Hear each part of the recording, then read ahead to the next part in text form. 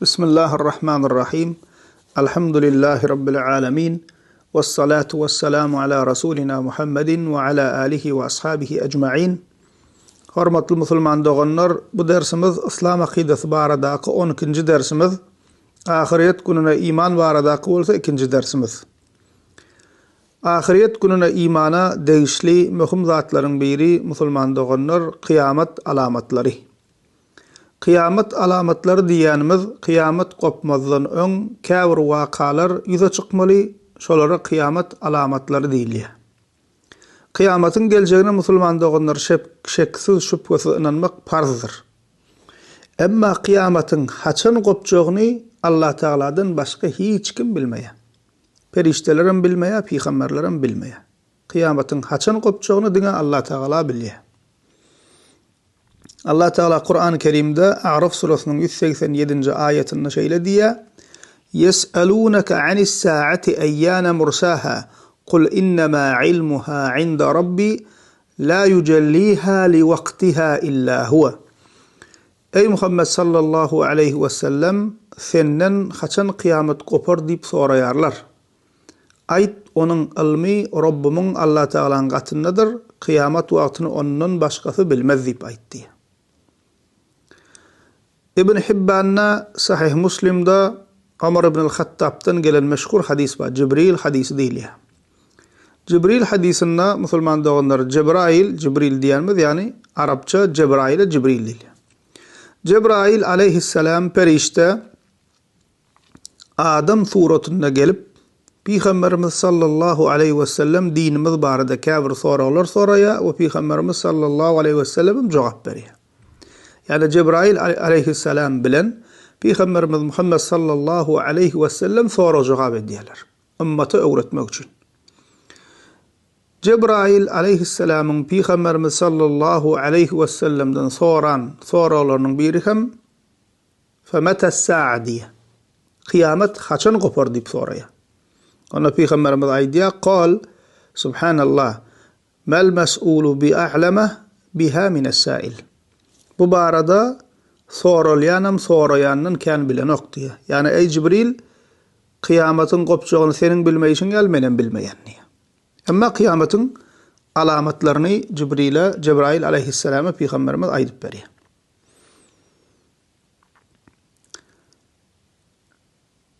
Käbir kişiler we musulman doganlar daşary ýurtlarda özüne ähli sünnet alim ahun diýip beren. Halkyň oňuna çykyp näme diýerler? Biz kıyametin wagtyny hasapladyk.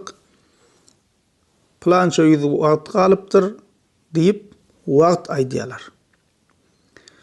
Ine şol kişiler musulman doganlar özüne ähli sünnet hem diýse, ahun ulama hem diýse akidalar bozuk insanlardyr, yalançydyr, habaryňyz bolsun.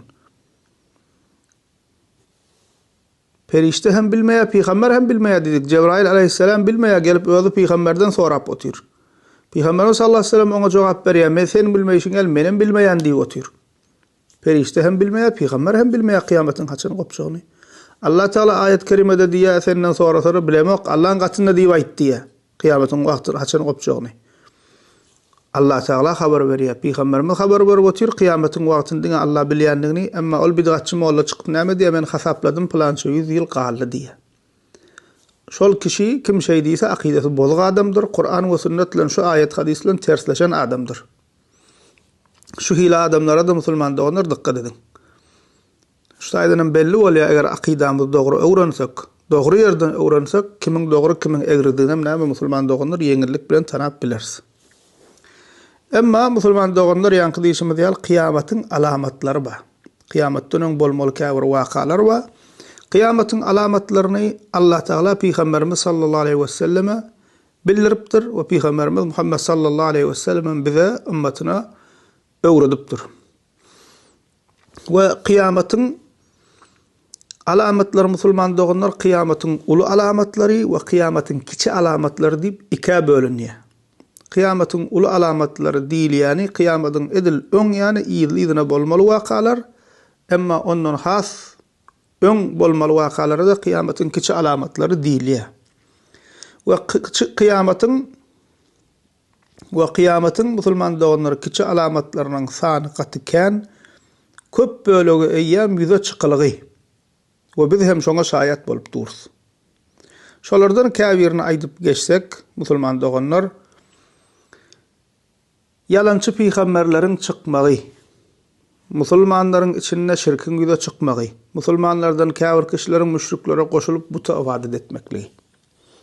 Peygamberimiz sallallahu aleyhi ve sellem Buhari Muslim'de Ebu Hureyre radıyallahu anh'tan haber verilen hadisinde diye la taqumus sa'atu hatta yub'asa deccalun kezzabun qaribun min 30 kulluhum yaz'amu ennehu Rasulullah.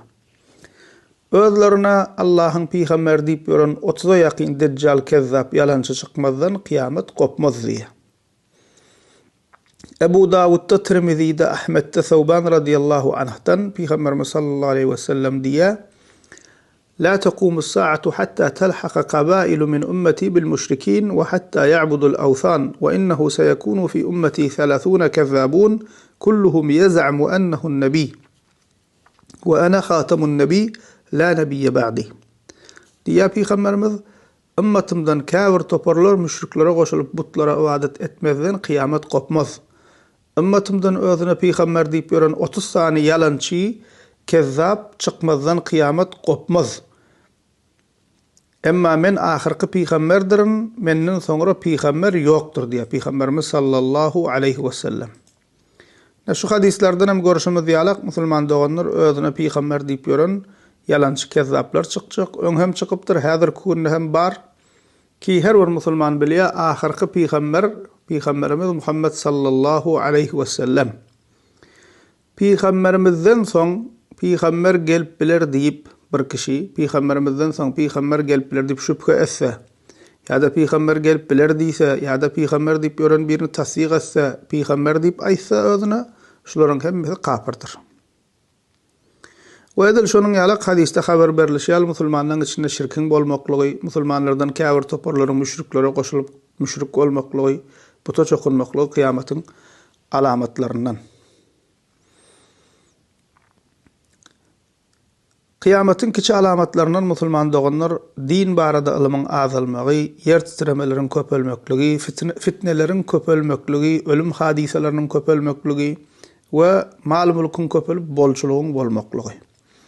Buhari Muslim'de Ebu Hureyre radıyallahu anh'tan gelen hadisinde Peygamberimiz sallallahu aleyhi ve sellem diye La taqumus sa'atu hatta yuqbadal ilm ve tekthura zelazil ve yeteqarabal zaman ve tazhara'l fitan ve yekthura'l harac ve huwa'l qatl hatta yekthura fikumul mal feyefiz. Diye Peygamber sallallahu aleyhi ve sellem ilim araňyzda aýrylmazdan kıyamet kopmaz diye. Ilim diýeni dünýäwi ilim däl, dini ilim. Yer titremeler köpeler, wagt ýakynlaşar, fitneler köpeler, adam öldürme wakalar köpeler, araňyzda mal mülk köpeler bolçuluk bolar diýär. Kıyametin kiçi alamatlaryny ýene biri musulman doganlar dünýä maly üçin dinlerini, imanlaryny satmagy insanlaryň. Muslim'de Ebu Hureyre radıyallahu anh'tan Peygamberimiz sallallahu aleyhi ve sellem diye yusbihur racul mu'minen ve yumsi kafiran ve yumsi mu'minen ve yusbihu kafiran yebi'u dinahu bi'araz mined dunya. Bir kişi irden mu'min musulman bolar, akşama kafir bolup çykar diýär. Akşam mu'min musulman bolan irdere kafir bolup çykar diýär. Dünýä maly üçin din imanyny satarlar diýär. Kıyametin alamatlarından biri şol.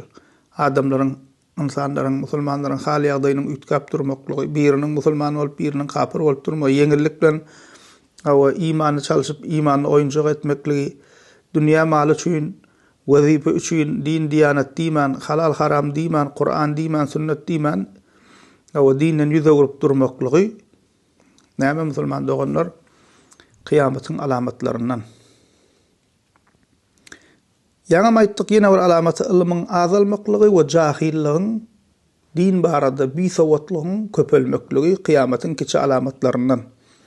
Buhari Muslim'de Enes bin Malik'ten Peygamber sallallahu aleyhi ve sellem diye min aşratis saati en yurfa'al ilm ve yethbutal cehilliye.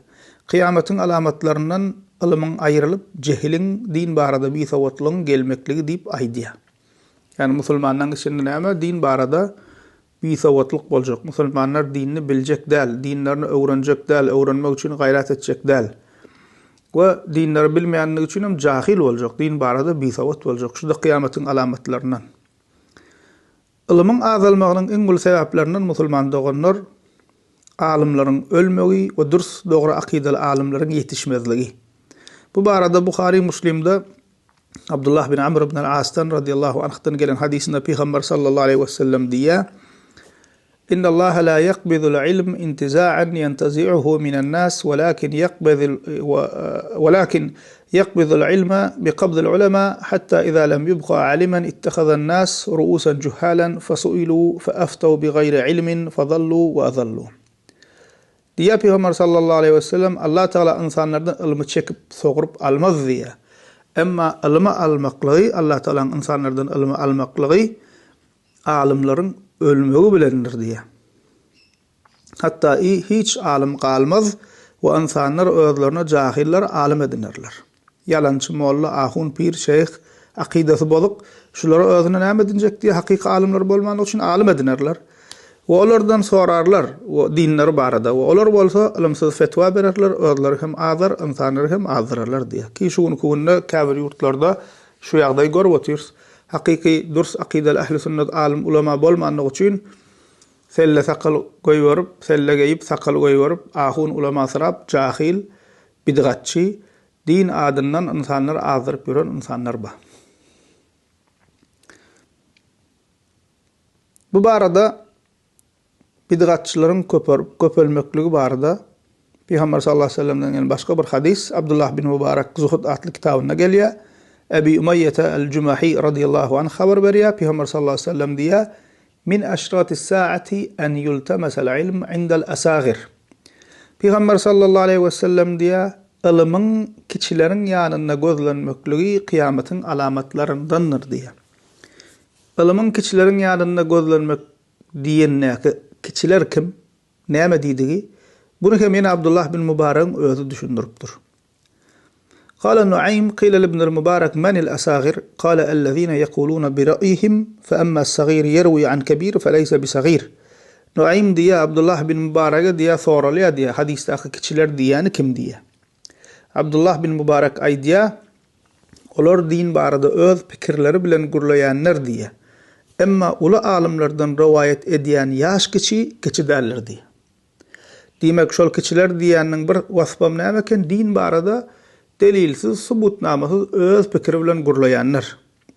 Başka yerde Şerh Usul İ'tikad Ehli Sünne vel Cema'a adlı eserde Lalaka'i dilen ulaman Şerh Usul İ'tikad Ehli Sünne vel Cema'a adlı eserine kitabına gelýär. Abdullah bin Mübarek'ten Abdullah bin Mübarek diye el-asagir min ehlil bid'a. Hadistaki asagir kişiler diýeni diye bid'atçılardır diye. Bid'atçılar kim musulman doganlar? Dine delilsiz ya da Kur'an ve sünnet öz düşüncesini düşünürüp dine täze zatlar goşýan kişilere bid'atçılar diýilýär. Yani bid'atçı diýilsek içki içip boran, arak içip boran adamdyr öýtmäň. Bid'atçı diýärmi selleli sakally ahun molla sözde şeyh emma näme dine täze zatlar goşýan insanlar.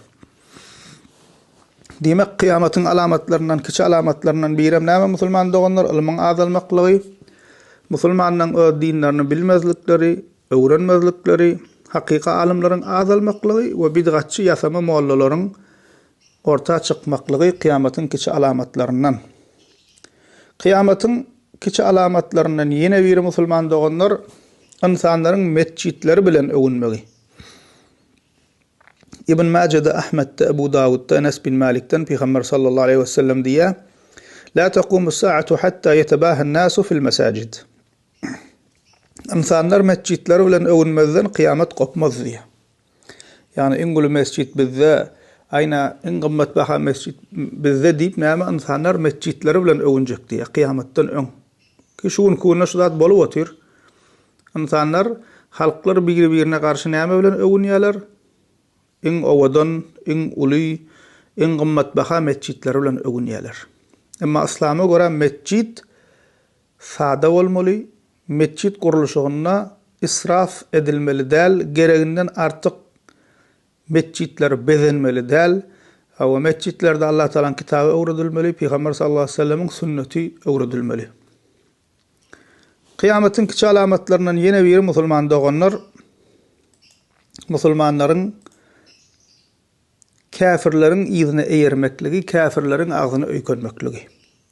Buhari'de Ebu Said el-Hudri radıyallahu anh'dan Peygamber sallallahu aleyhi ve sellem diye لَتَتَّبِعُنَّ سَنَنَ مَنْ قَبْلَكُمْ شِبْرًا بِشِبْرٍ وَذِرَاعًا بِذِرَاعٍ حَتَّى لَوْ سَلَكُوا جُحْرَ ضَبٍّ لَسَلَكْتُمُوهُ قُلْنَا يَا رَسُولَ اللّٰهِ الْيَهُودُ وَالنَّصَارَى قَالَ فَمَنْ Peygamberimiz diye siz sizden önkülerin iyidine karışma karış, gezme gez eyerersiniz. Hatta olar bir zemzemin hinine girip görse siz de mi girip görürsünüz diye. Ya Resulallah, sizden önküler diýäniň Yahudi we Hristiýanlar mı diýip soraýar sahabalar. Peygamberimiz diye başga kim bolsun diye. Yani Peygamberimiz sallallahu aleyhi ve sellem bize hemen haber berýär musulmanlaryň kafirleriň agzyna öýkenjekdigini haber berýär. Hazzın hinine, zemzemin hinine girip görse siz de mi girip görürsünüz diýen hatta kirjek meselede hem näme şolaryň edenini gaýtalar diýdigi. Ki şuny kunna görüp otyrys. Musulmanlar moda kyzygyp kimiň agzyna öýkenýärler? Kafirleriň agzyna öýkenýär. Musulman zenanlar moda diýip ýa bir zat diýip kimiň agzyna öýkenýär? Şolaryň agzyna öýkenýär. Şolar ýalym ýalaňa çykaýsa, bularym ýalaňa çykaýynýar. Dünýäwi köp zatda şolaryň edenini etjek bolýarlar, şolara meňzejek bolýarlar. Öz dinlerini, öz tarihlaryny, öz däpdesturyny, ýol ýörelgesini bilmeýänligi üçin. Şolaryň kafirleriň bayramlaryny belleýärler. Täze il bolsun, hawa ýa şoňa meňzeş başga bayramlar bolsun. Ýaşaýyşyna, durmuşyna seredin, köp zady musulmanyň kadäl, kafiryň meňzeýär. Däpdesturda, dünýäwi işlerde diýemzok musulman dogonlar. Dünýäwi işler aýry. Däpdesturyny edim gylymyna köp zady kafiryň meňzepdir. Toy tutuşy, toyda arak goýuşy, aýdym aýtdyrşy, geline fata geýdirşi mysal üçin. Köp gyl häsiýetleri, öz ýol ýörelgeleri näme şolara meňzepdir. Şu da kıyamatyň alamatlaryndan. Kıyamatyň kiçi alamatlarynyň ýene biri ribaň, süýtgorlygyň, ýani prosentli söwdaň ýaýramaklygy. Awa Tabarani Mu'jamul Awsatynda Abdullah bin Mas'ud radıyallahu anh'tan Peygamber sallallahu aleyhi ve sellem diýär: "Beyne yedey saati yazhara riba" diýär. Kıyametiniň riba ýaýrar, süýtgorlyk ýaýrar diýär. Ki şuň kunna giňden ýaýran, hatda käwir insanlar ay bu döwürde prosent bolmasa söwda edip bolanok, prosentli işe goşulman söwda edip bolanok diýip näme şu hili ýalňyş anaşlary bar. Kıyametin kiçi alamatlarından ýene biri musulman dogonlar zenanlaryň köpelmegi, zenanlaryň sanynyň köpelmegi, erkekleriň sanynyň azalmaklygy we zynaň ýaýramaklygy. Buhari Muslim'de Enes bin Malik radıyallahu anh'tan Peygamberimiz sallallahu aleyhi ve sellem diýär: "Min aşratis saati en yaqilla'l ilm ve yadhhara'l jahl ve yadhhara'z zina وتكثر النساء ويقل الرجال حتى يكون ل50 امرأة القيم واحد." diye Peygamberimiz kıyametin alamatlarından ilmin azalmagy, cehlin köpelmegi ki bu arada ýan gurrun etdik. Zynaň ýaýramagy diye. Zynaň her görnüşi musulman dogonlar göz zyna bolsun, başga görnüşi bolsun, näme giňden ýaýran şu döwürde. Hatta diye 50 zenana bir erkek jogapkär boljak derejede zenanlaryň sanynyň köpelip erkekleriň azalmagy diye. Bu da kıyametin alamatlarından. Kıyametin kiçi alamatlarından içkiň ýaýramagy. Buhari'de Enes bin Malik'ten Peygamber sallallahu aleyhi ve sellem kıyametin alamatlaryny sanaýa, şolardan birini hem näme diye, we yşrabul hamr diye. We aragyň içilmegi diýär. We aragyň içilmegi diýen ulamalar we yaksaru şurbul hamr diýen aragyň giňden içilmegi diýip diýdigi diýär. Ýoksam ol döwrüm arak içilýärdi. Ne görüp oturýarsyňyz? Musulman diýip ýörenlerimiziň ki türkmenlerimizin aglawa böleginiň toýunyna arak goýulýar. Aglawa bölek türkmeniň öýüne arak içilýär. Musulman ýoksam o arakda ýanky toyda arak goýmaly däl diýsen, araksyzam toy bolarmy diýär. Şunäme musulmanlaryň kıyametin alamatlaryndan. Ýalanyň giňden ýaýramagy. Ahmetde İbn Hibban Ebu Hurayra radıyallahu anh'tan Peygamber sallallahu aleyhi ve sellem diýär: "La taqumus saatu hatta kan zatlar sanaýa, kıyamet gopmaz tädip kan zatlar sanaýa we içinde näme we yaksurul kezibu diýär. Yalan ýaýramazdan kıyamet gopmaz diýär Peygamber sallallahu aleyhi ve sellem. Ki görüp oturýarsyňyz musulmanlar yalan giňden ýaýran. Hususan internetiň usulen. Wa qiynan riyan ýeri özüne musulman diýip ýören, 5 wagt namaz okap ýören, hacım olla diýip gören adamlaryň içinde yalan giňden ýaýlan, hususanam sowda meselesinde, algy bergi meselesinde. Barjak diýen ýerine barmaýa wagtynda, geljek diýen ýerine gelmeýä, wada berýär, wadasyna durmaýa, algy bergi bolýar, berjek diýen wagtynda bermeýä. Ve öz ýanyndan öz edip berenişiniň yalandyram hasaplanyk. Her türlü bahana bilen özüni aklap ýörler, ýani ýalana don biçip ýörler. Ve gynanlar ýani ýerýänki diýişim ýalakka özüni dine ýönkap ýören insanlardan şu zatlar görülýär. Şu da näme musulman doganlar kıyamatyň alamatlaryndan. Kıyamatyň kiçi alamatlaryndan ýene biri musulmanlar bilen jühütleriň, ýehudilerin sewşmegi we musulmanlaryň olary ýeňmegi we öldürmegi. Müslimde Ebu Hurayra radiyallahu anh'tan Peygamberimiz sallallahu aleyhi ve sellem diye la taqumu as-sa'atu hatta yuqatila al-muslimuna al-yahud فيقتلهم المسلمون حتى يختبئ اليهودي من وراء الحجر والشجر فيقول الحجر أو الشجر يا مسلم يا عبد الله هذا يهودي خلفي فتعال فاقتله إلا الغرقد فإنه من شجر اليهود. Peygamberimiz diye sallallahu aleyhi ve sellem musulmanlar bilen Yahudiler savaşmazdan kıyamet kopmaz. Musulmanlar Yahudiler öldürürler. Hatta olar daşlaryň we agaçlaryň arkasynda gizlenirler. Ve daş we agaç ey musulman ey Allah'ın guly gel arkamda Yahudi var gel onu öldür diýer. Diňe garqat agacı onu diýmez diýe çünkü ol Yahudilaryň agaçydyr diýe. We şu wagt Yahudilaryň Palestinany basyp alyp bir ýere jemlenmekleri, musulmanlaryň Mekke we Medine'den soňra 3-nji mukaddes mescidi bolan Aqsa mescidini depeläp durmaklary, Palestinaly musulmanlary zenan çağa garry diýmen öldürüp durmaklary, musulmanlaryň olary ýok etmekleriniň başlangyjydyr. Öz aýaklary bilen bir ýere jemlenip musulmanlary ırtarap durlar şu wagt. Ene musulmanlar kıyamatyň kiçi alamatlaryndan käbir şular. We görüşüňiz ýaly şol alamatlaryň köpse ýa biziň aramyzda orta çykypdyr. Kıyamatyň uly alamatlaryndan käbirini aýdyp geçsek musulman doganlar Deccalyň çykmagy. Tirmizi'de Ahmed ibn Majid Ebu Bekir radiyallahu anh'tan Peygamber sallallahu aleyhi ve sellem diye "Ed-Deccal yahruju min ardin bil mashriq yuqalu laha Khurasan." Günnegorda Khurasan diýilen ýerden Deccal çykar diýip aýdýar Peygamberimiz. Deccal bir insan. İnsanlardan bir insan. Kıyamatyň uly alamatlaryndan ýene biri İsa aleyhisselamyň gelmegi. Ki biz ahli sünnet musulmanlaryň akidesi şol, İsa aleyhisselam ölmedi. Allah Teala İsa aleyhisselam öz gatyny göğe götürdi we kıyamatdan öň İsa aleyhisselam gökden inýär.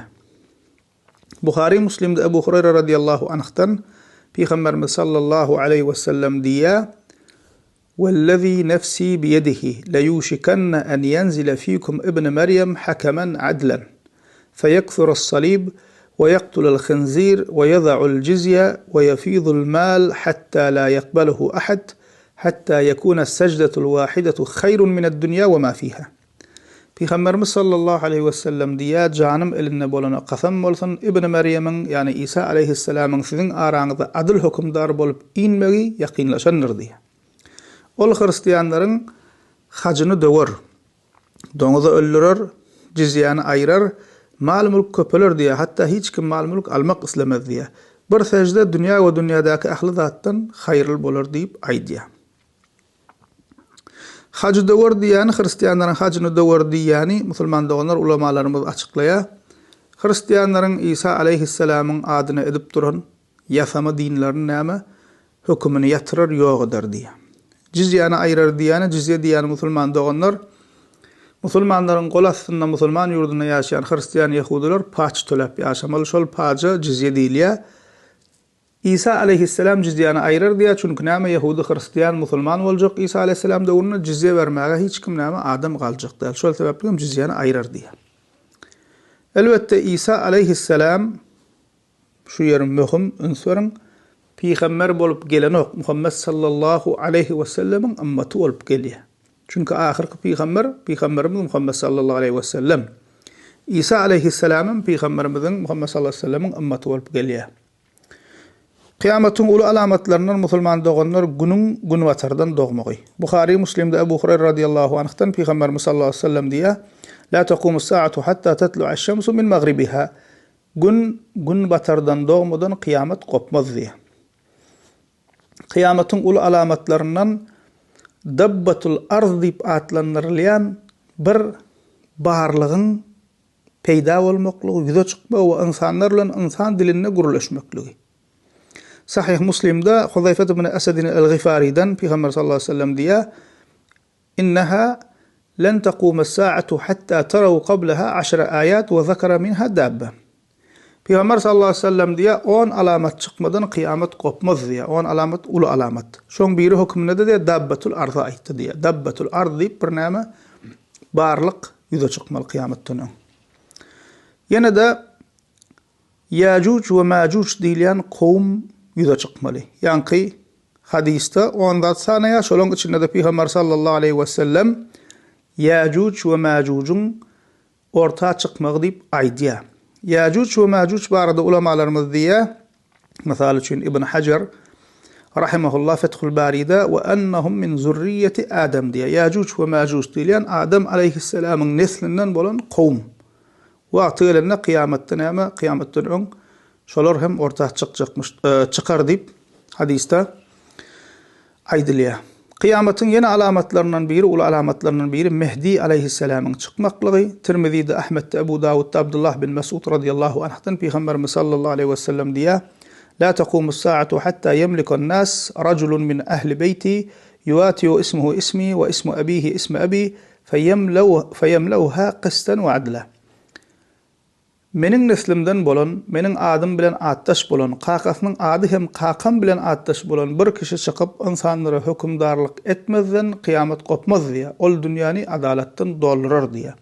Şol çıkacak kişinin Mehdi degi aýdylýar. Ve bu barada başka hadislerim bar. Ve ulu alamatlar musulman doğanlar iyiliğine çıkar diýip hadiste aýdylýar. Edil bir gopan bir monjukdan Monjuk däneleriniň iyiliğine dökülüp gidişi ýaly kıyametin ulu alamatlary çıkıp başlasa iyiliğine kan arada wagt kalman çıkacakdygy hadiste haber berilýär. İbn Hibban Ebu Hurayra radıyallahu anh'tan Peygamber sallallahu aleyhi ve sellem diye Hurucul ayat ba'daha ala ithri ba'd yetetaba'na kema tetetaba'ul kharazum fi'n nizam. Kıyametin ulu alamatlarının çıkmagy Peygamberimiz diye kıyametin ulu alamatlarının çıkmagy iyiliğinedir. Goýa düzülen monjugyň däneleriniň iyiliğine gelişi ýaly diye. Kıyametin alamatlarının musulman doğanlar iyiliğine çıkıp durmagy aslında insanların oýanmaklygy üçin gaflat uyksundan awrat almak we towa gelmekli üçin. Yani Allah Teala'nın aýdanlary, Peygamberimizin aýdanlary hak. Cennet cehennem hak, sonra cevap hak, ölüp dirilmek hak, ahiret hak, kıyamet günü hak. Ve insanlar şuna ıvrat alsın, düşünsün, görsün deyip Allah Teala şuna birden däl kiçi alamatlar hususan iyiliğine yoş-yoşdan çıkaryalar adyk koyupdur. O şu zatları eşidýän musulmanyň imanı artmaly. Peygamberimiz 1400 ýyl bundan aýdan zatları ýeke edildiýişi ýaly bolup dur. Ki bu alamatlar kan bizden käbirini aýdyp geçdik. Şu nämen urkadýan musulman doganlar ıvrat almaly. Şol aýdylanan hemmesi hakykat. Ve Allah Teala şunu iyiliğine çıkarıp koyupdur, yoş-yoşdan çıkıp dur, insanlar görsün, ıvrat alsın, düşünsün deyip. Demek nämeker musulman doganlar kıyametin alamatları o ahirede imana değişli möhüm meselelerin biri ve kıyametin alamatlarına iman etmek farzdır. İnşallah bundan sonraki derslerimizde ahiret gününe imana değişli kalan meselelerim alırız. Elhamdülillahi Rabbil alemin.